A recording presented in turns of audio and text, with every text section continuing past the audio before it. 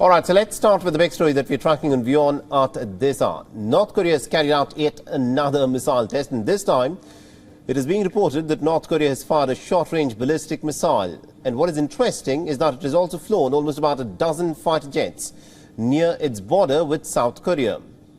Now, North Korea's military has said that the latest tests are in response to a provocative artillery exercise by the South. The state media has reported that the army had in fact taken some pretty strong military countermeasures. And North Korean leader Kim Jong-un has overseen multiple missile launches in just the last few days.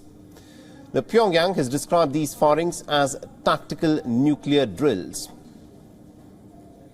The South Korea's Joint Chief of Staff has confirmed the missile launch, saying that they had detected the missile from Sunan area in Pyongyang. And they've also condemned the escalation of tensions by the North. Seoul has imposed its first unilateral sanctions against Pyongyang in nearly about 5 years. They have blacklisted nearly about 15 North Korean individuals and 16 institutions that are involved in the missile development. And South Korea has also said that the military is now preparing and is working in close cooperation with the United States. And South Korea's military has further said that it has detected 10 fighter jets near the border and that the jets were flying 25 kilometers from near the demarcation line between the two nations. Now, this, of course, has crossed the reconnaissance line that had been set by the South and triggers automatic operational response. Now, the Joint Chief of Staff also said that South Korea had very quickly deployed F-35 fighter jets in response, and it also warned North Korea against any further provocations.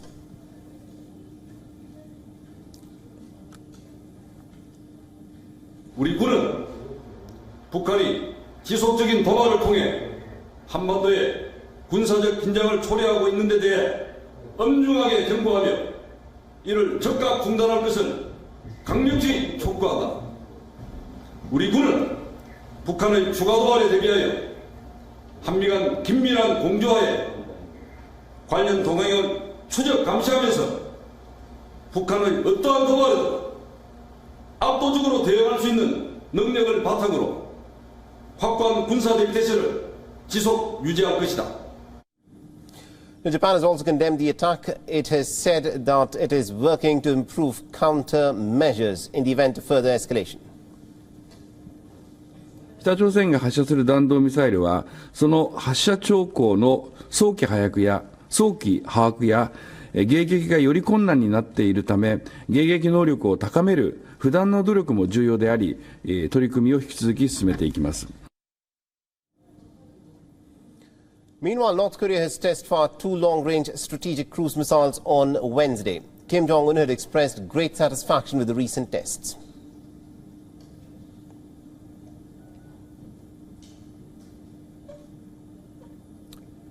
And also this, of course, is what is happening with respect to North and South Korea's tensions. And it remains to be seen as to how all of this, of course, proceeds from here. And, of course, to give us more updates in terms of how all of this is being perceived in South Korea, we are being joined by Mitch Shin, who is joining us from Seoul, who's an international affairs expert. He's joining us live on this broadcast.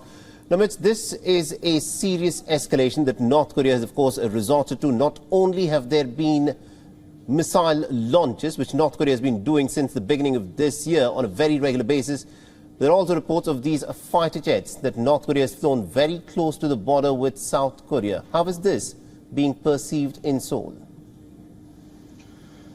Yes, first, thanks for having me. It's more provocative than the North's usual SRBM launches these days.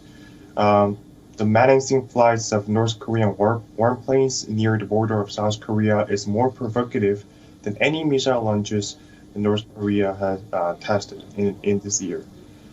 So as North Korea has started taking its tit-for-tat measure against South Korea-US joint military exercises, it seems North Korea has scaled the level of their provocations up in order to show off their missile and nuclear capabilities.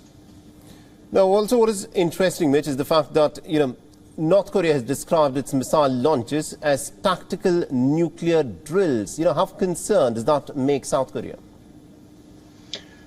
It is seriously dangerous sign for the security of South Korea. The tactical nuclear weapons are mainly targeting the mainland of South Korea.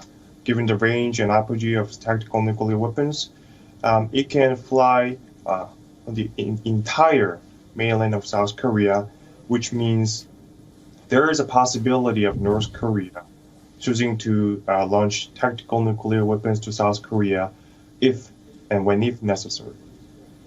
And also the fact, a lot of people are saying that this is diplomacy by using missiles is how North Korea is in fact trying to address this issue.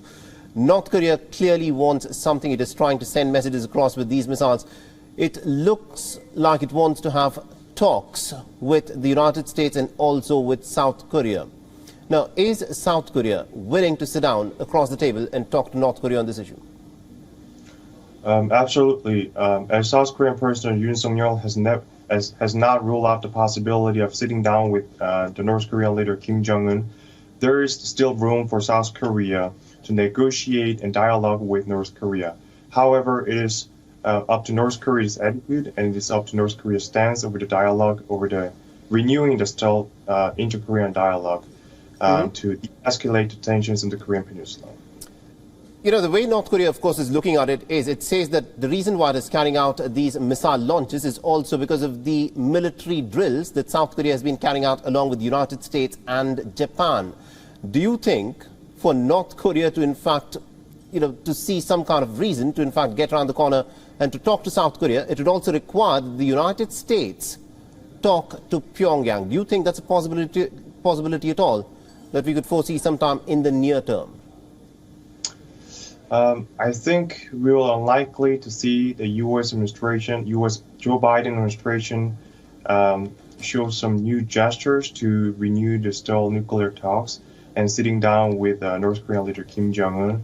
And also, as North Korea has deemed the joint military drills between South Korea and the United States as rehearsals for invasion, I'm not sure, and I don't think that North Korea will just turn its attitude and turn its hostile views on South Korea and the United States unless South Korea and the United States decided not to hold or kick off any joint military exercises in the coming years. Right, and my last question to you, Mitch, and also very quickly because we're short of time. Now, North Korea has been repeatedly saying that it is carrying out these missile tests only because it wants to prevent any kind of an invasion onto North Korean territory.